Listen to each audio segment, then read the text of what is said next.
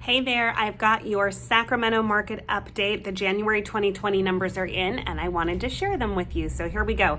As always, if you want a full report with all of the details, I'm happy to send it to you, or you can subscribe to my weekly video email, in which case you will always get your market updates.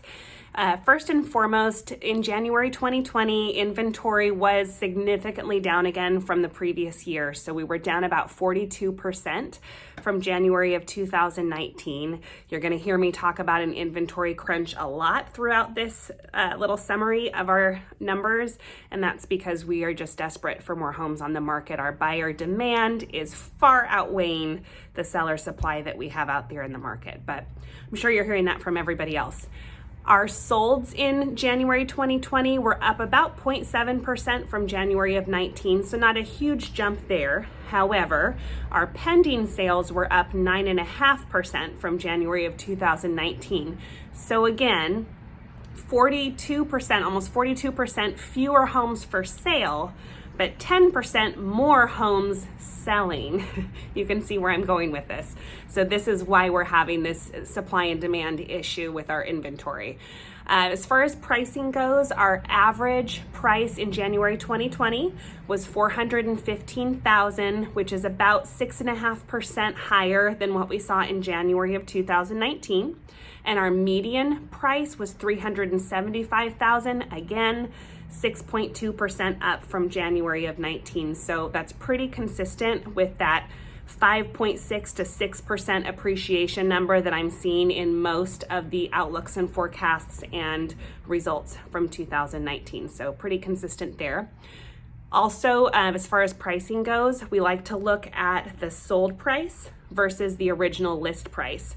So how are homes selling? What concessions are sellers offering? Obviously, when it's 100% or higher, you know you've got a really strong seller's market because homes are selling for more than they're worth. But where we are right now for January 2020 at 98% is super healthy. So that's a healthy seller's market. It's a little on the neutral side. It means that sellers are pricing pretty well, but on average, they're giving about 2% of a concession once the offer actually gets accepted. So to give you an example, if you have a $400,000 house, you can expect, or if your list price, I should say, is $400,000, it would be selling for $392,000. Okay, so another thing we like to look at that's really super important is days on market. So days on market really shows us, once you put your home on the market, how quickly can you expect it to sell? And right now we're at 39 days. So in January 2020, 39 days on market. December 2019, it was 38. So still pretty consistent from what we've been seeing, and still definitely a seller's market. However, I'm sure you know the person down the street that priced the home really well, got multiple offers and sold in 5 days.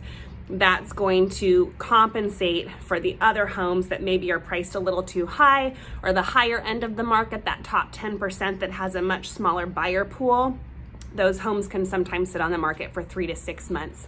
So you obviously have both extremes. That's where you get your average of 39 days.